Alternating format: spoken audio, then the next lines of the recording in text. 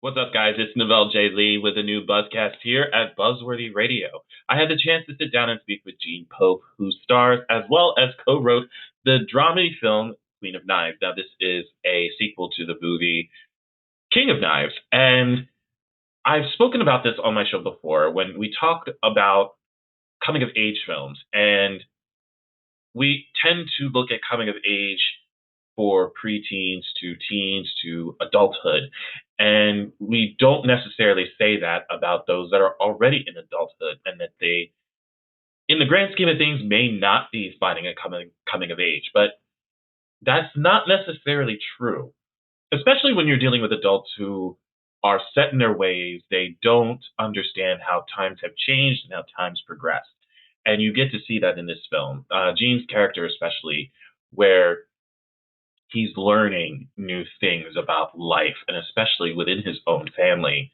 And it really takes us on a journey on how he has to come to terms with everything. I'm not trying to give too much away, but it's a really great it's a really great film where you not only see it from his perspective, but you see it from everybody's perspective around him. And that's one of the things I liked about it. So we talked about that in the film, as well as talking about working alongside Mel Harris, who many of the fans know for playing the role of Hope on the ABC drama 30 something. Here it is, our interview with Gene Pope.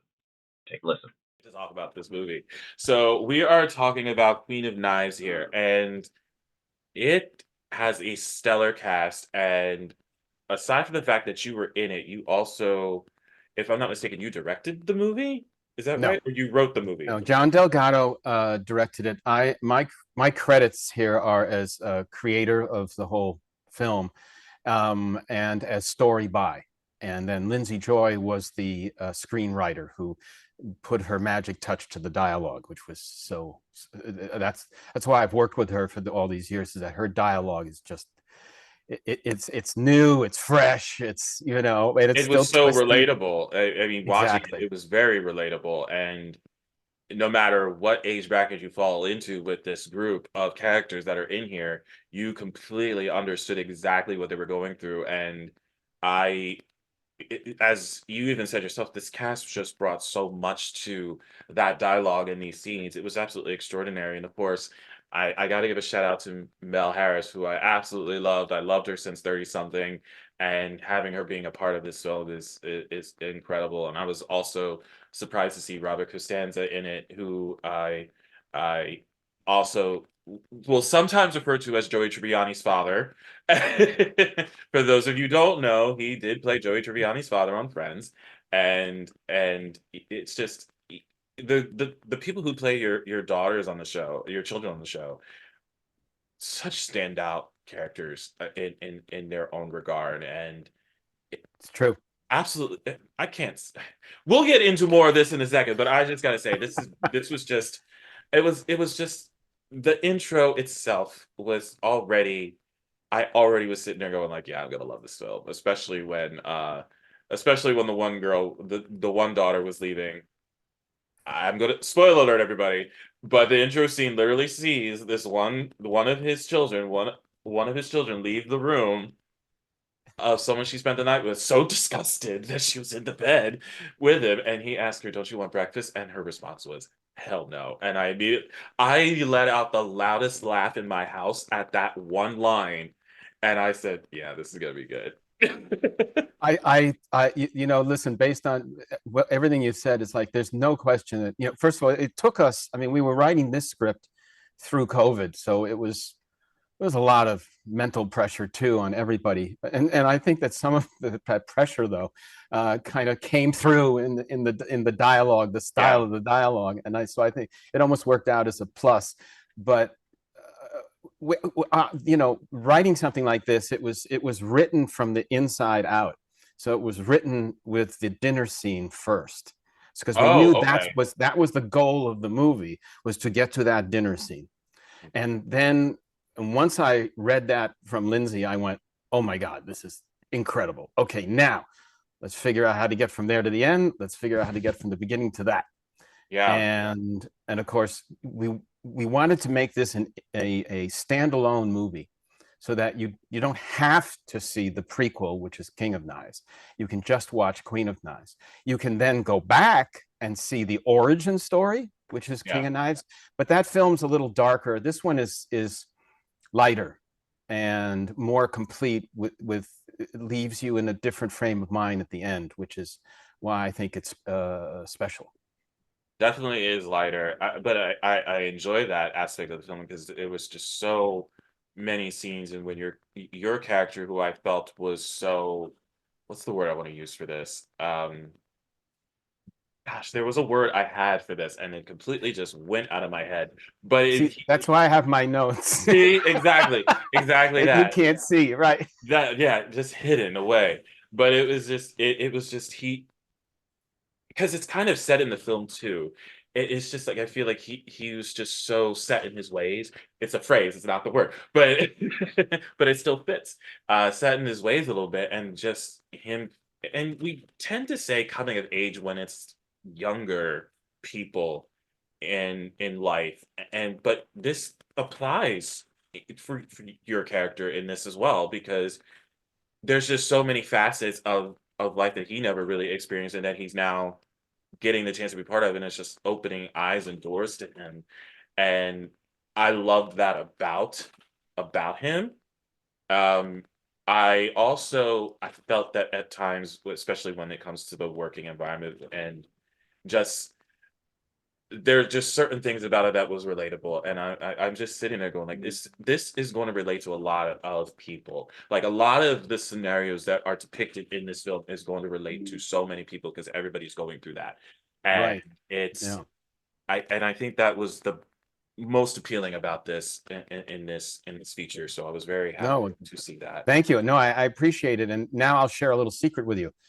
I was scared out of my wits as to, because the bottom line in any film, have you ever, I mean, haven't we all wondered? It's like, it doesn't matter if it's Paramount Pictures or MGM or whatever.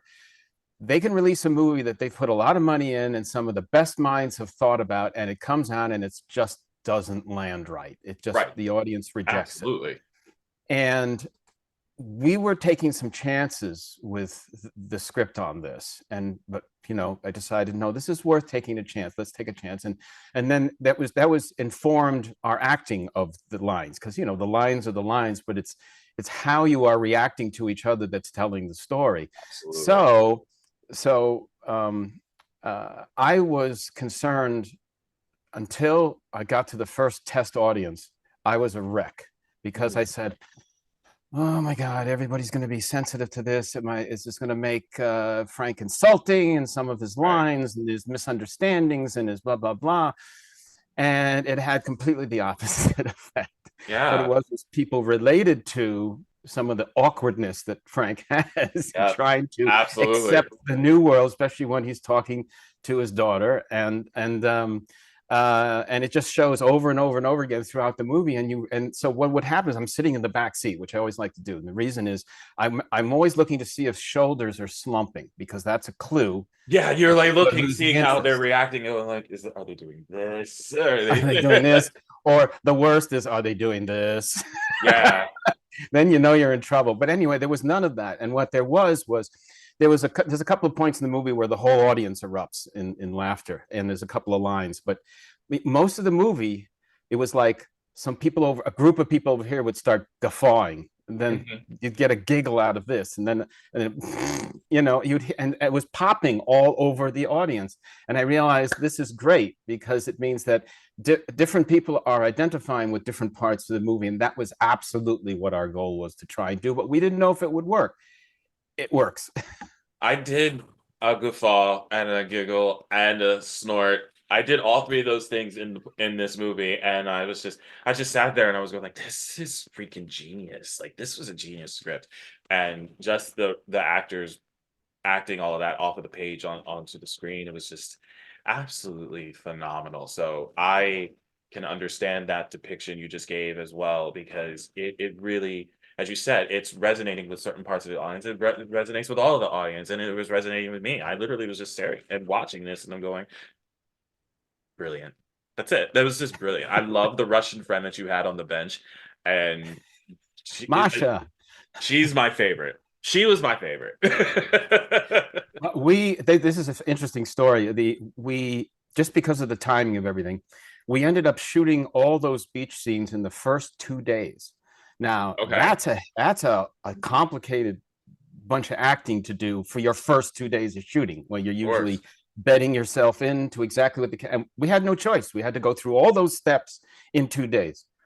And one of the things that people don't know is that Barbara Terrell does not have that accent. What she did was, a couple of weeks before the shoot began, she went down to the Russian part of Brooklyn Okay. and Ukrainian, what have you, and basically sat with people and talked to them and listened to the dialect. And she perfected that dialect before the shoot on her own. So by the time she came to me, she was this completely different character. And we had so much fun. That one shot where the two of us are sitting sort of in the, wait, let me get my bearings here. It's backwards. There we go. When we're sitting on the bench for that one scene when we're together, and it just sits there staring at the two of us, that take, it was just spontaneous. It was like we were throwing a ball back and forth with each other. Oh yeah, well, how about that? Yeah, but how about that? But how about that? And it worked, and it was so much fun. I had a lot of fun throughout the whole movie. I mean, it was extraordinary going through working with all these wonderful actors, and creating a language for Frank, that people could identify with, but they can also identify with the millennials in the family, and it turns out younger people are digging it as well. So it really did speak volumes, and I just love the fact that the message was like, it doesn't matter what age you are, you're having the time of your life at the point where I was watching it, in just like the walk through Brooklyn in the night scene. Again, spoiler alert, everybody, but it was a poignant scene. I really did love that, when she just basically asked Frank, how old are you? Like, I mean, why was that an insulting? In my head when I was watching, I was like, why was that an insulting question? Because she said she was gonna. Yeah, that's not insulting, I don't think. And I was just like, well, as Frank, I knew it was coming. In other words, that was what I imbued into my character as I was, studying to get ready for this. One of the things was, okay, that scene, it's like, so Frank knows this question is coming at some point. yeah. Obviously, by her asking, it's obvious that he hasn't volunteered. And this is, you see what I'm saying? So in other words, so when she finally pops it, it's like, yeah, I have obviously pre-thought out that it's like, well, I ain't gonna hide it. What good is that going to do? And she's honest with me, and so but that was probably the toughest scene, that outdoor scene, because that went till 3 a.m. It was like, oh, okay. My God, oh, it went a long time into the night. Yeah. Wow. That's insane. I love hearing those kind of backstories to these scenes, like how that took, and how the dinner scene was filmed at this point in time. And it's funny, when you were talking about that, my mind went to Carrie. And I don't know why, but it was really the scene in the end of Carrie, when Sissy Spacek's hand comes out of the grave, and how they were talking about how that scene was filmed backwards. So it made me think of that for some reason, because it made me go, how when we're watching it, we're watching it in real time, and how it was actually filmed in reverse. And you can see in the screen, like in the movie, it's filmed in reverse. Now, once you hear that and you pay attention, you see the car driving backwards in the scene. So, but it's amazing how little things like that happen in filming all the time. And you have to resist going, oh, but somebody's going to notice that, because in the end, nobody notices it. They're not looking at that. We're not looking at that. We know where it is, but so we find it every time. But the audience they're just trying to absorb what the actors are saying, what the focus of the action is, and as long as that focus is clear, it's not the end of the world. Not at all. And I gotta know, what was it with Mel? I mean, like I said, she's been a fan favorite of mine in this house for eons. she was just absolutely phenomenal in this character. I mean, I don't know what more can we say about her except Yeah. she is great.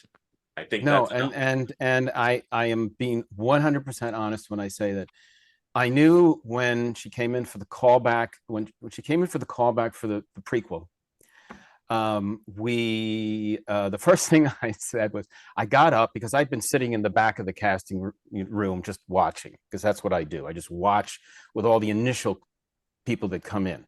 Then we have the callbacks. So I was just sitting in the back watching, and I didn't say a word when she came in. I was surprised. I was looking at the call sheet for the day, and I went, wait, what? Mel Harris is coming in? And they went, yeah. And I go, holy, okay. Anyway, so I didn't say anything when she came in for the initial one. At the callback, though, when she came in, because we were going to actually do a scene together. Yeah. So I got up and I said, by the way, Mel, I'm Frank.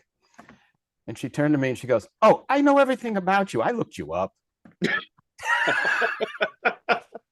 Of course she did. Of course she did. She wanted to know who she was going to possibly be working with. And it was wonderful working with her. You know, and listen, it's being truthful. If someone, when you're younger, if someone has been something of well, I don't know, a hero to you in terms of as being a performer, and then all of a sudden you're a foot away from them, it's something you have to work hard as an actor to just, all right, let's take that away and just bury that and let's do this scene.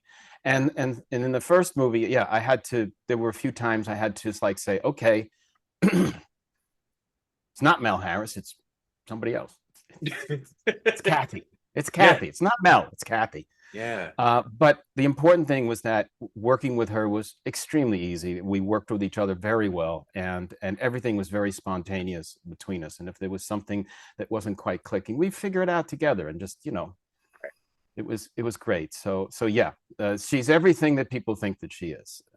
Thinks that she is. Yeah.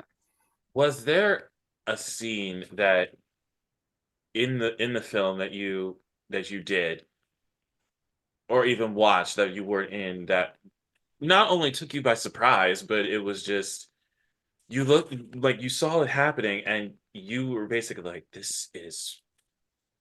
I was not expecting this, but this is amazing. Because I had a few of those. Yeah, there were a few times where, because of the caliber of the actors that were on the shoot, if somebody, what I always said was, if we're coming to the end of the scene and you have an idea for a button to the scene, and it's an improv button, you're just gonna, it's like, okay, let's try it. You know, let's just do it. Just hit me with it. I'll hit you with it, you know. And so an example of that was outside the rave, when Autumn is saying to me, hey, you want to go take a walk with a large beer bottle? Yeah. And the line as it was written was, sure. But what had happened was that shooting that scene outside the rave, if you can see the energy going on there, there was so much energy in all of us. We were having so much fun, just because there was no actual direction specifically for who, you go here, you go here, you go here. So we just went our own way and created this tableau of the characters, and it was such a mix of characters. And so then at the end, the line that Frank was supposed to say after she asked that question to take a walk was, the line was, sure. But instead, I was so amped up and I went, hell yeah. Yeah, you did. You saw. Yeah, you did. And you saw the expression on her face, and she said, didn't know that about you, Frank. Didn't know that about you. Yeah, she did. She's like, and I've never seen that side of you before. And you were like, and now you have. Well, you do now. and of course, the editor, was ecstatic with that one and said, we're using this. Yeah, we're using absolutely. This is because it's spontaneous, you know. Absolutely. And the one part of the rave that I really did respect and thought was the best of was the fact that And again, this is just going from what I normally see when I watch scenes that involve music and all that other stuff. It didn't, you actually had the music in the scene. It wasn't something where you were actually yelling and there was nothing in there and there were fake dancing to air. Like you normally would see on everything else. This you actually had music going and you actually were reacting to the music that was playing and everything that was going on in that room. And I respected that so much, and I love that aspect of it because you really don't see that a lot in any type of production that has music like that in a club or in whatever. That was a nice nuance for me. I Well, enjoyed one technique that's used, which we used on the first movie, we didn't use in this one, but in the first movie there was something called a thumper track, because we had that one is a group of 80 extras in this huge room. it. And what a thumper is, it's a very low frequency thud that is set to go at this exactly the same beat speed as the music does. So you're Okay. not playing the music, everybody can just hear this low frequency thump, thump, thump, and that lets you get into your position and dance without you having to then try and remove the music or fix the music later. It's so it's called a thumper track, and that's used a lot. Not so much on TV shows because it takes time to set that up. It's expensive, blah blah blah. Yeah. But that's the trick of how it's done in a professional setting. Let's put it that way. Okay. Never knew that. So that's good to know. See, It's I'm clever. finding out all And these then you little just nuggets. filter out the low frequency. It doesn't affect the voice at all Right. because your voice is not that low. So Right. Right. We touched on this in the middle of the conversation, and I have this last one for you, but what would be, in your opinion, the biggest takeaway that viewers can get from this film? huh. That's a good question. That life in all of its flavors has humor in it. The human race together is really based on, there's dramatic moments, but there's also a lot of, it isn't just about telling a joke and laughing. It's that certain things in life you look at, especially if you've experienced them or something close to it, and then you see what's going on. This movie is saying to you, I understand, I get it. Yeah. And it's funny, isn't it? And the audience goes, you're right, it was funny, it was. Yes, I remember when I did that. Oh my God. And it's like, and it's not like, Frank is like, life, I No, hate not at life. all. He's still is enjoying life. And, I mean, there's some highs and lows in the film, which it should have. Otherwise it's just a rom-com, which it isn't. Which it isn't. No. And that's, I think that's the best way to explain it though. Yeah. I would agree with that because, when especially in the intro scene, there's just certain aspects of it where you're looking and it's going like, oh my gosh, I relate to this part of it, and I relate to this part of the intro scene. I I hope I don't relate to Frank dropping the phone in the toilet, but I don't want to relate to that at all because that is my biggest fear in life, that's what I'm going to do. But so far it has not happened, and I am going to keep it that way. I only lost a pen in the toilet. I do not plan on losing a phone. All right. So, Do you have time for a very 30-second thing yes, I about that do. toilet shot? Yes, I do. When we did that whole scene in the shower, our day had gone long. We had 15 minutes before overtime. We did that whole thing in 15 minutes. There was a guy on the ground with a hand holding a camera, and we just did it. We put the pieces together as fast as possible.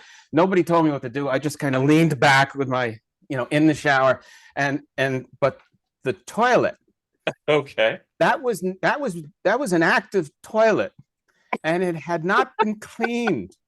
And let's just say that when you look closely in the toilet, I said to myself, I'm an actor. I'm going to grab that phone out of the toilet. I don't care.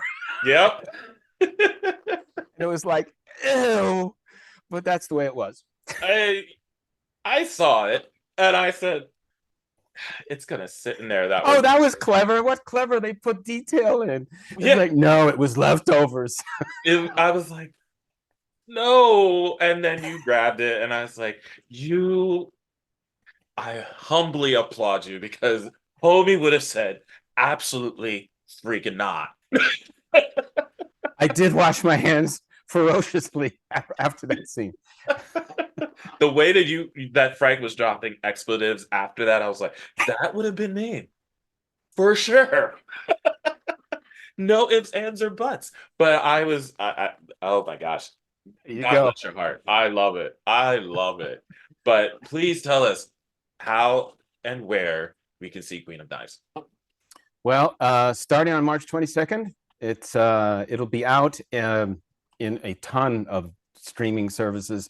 Amazon, VUDU, YouTube. It's like iTunes, Apple TV Plus. There's literally a list of about 15 of them, and so chances are one of the ones, and there a few of them are on ones that are AVOD, advertised VOD as well. So you can, there's many ways to do it. And the fact of the matter is, with inflation and all, it's like, even if you buy the movie for $12, that's not a lot of money. That's like less than a ticket for a theater. So That's true. I literally said that to someone last week. I was like, I'm literally paying this amount of money if I go to a theater. Why do I not just do it at home? So makes sense to me. So I completely understand. I really hope everybody gets to check this out and have the comments ready for it, because there's going to be some, and the best way possible, because it was just absolutely it was a phenomenal feature. I was so glad I got to see it and get to talk to you about it. thank you. It's my pleasure meeting you as well. Oh my gosh, Gene Pope, everybody, thank you so much again. March 22nd, Beat of Nines drops on all the streaming services. Preferably watch it on Apple TV, because I have that. It's a selfish reason there. So, and Amazon, I have Amazon and VUDU as well. So, but please check it out. It's a phenomenal film. Many thanks to Gene Pope for stopping by the podcast and talking about Queen of Knives, which is now available on major video platforms, especially on pay-per-view and video on demand. And if you want to check out some of our past interviews, you can always log on to our website at buzzworthyradiocast.com. Find us on X at Buzzworthy Radio. It's still so hard to call it that, FYI. And like us on our Facebook page under the same name. I'm the Bell Lee, making sure you keep getting the latest buzz with Buzzworthy Radio. We'll see you guys next time. Take care.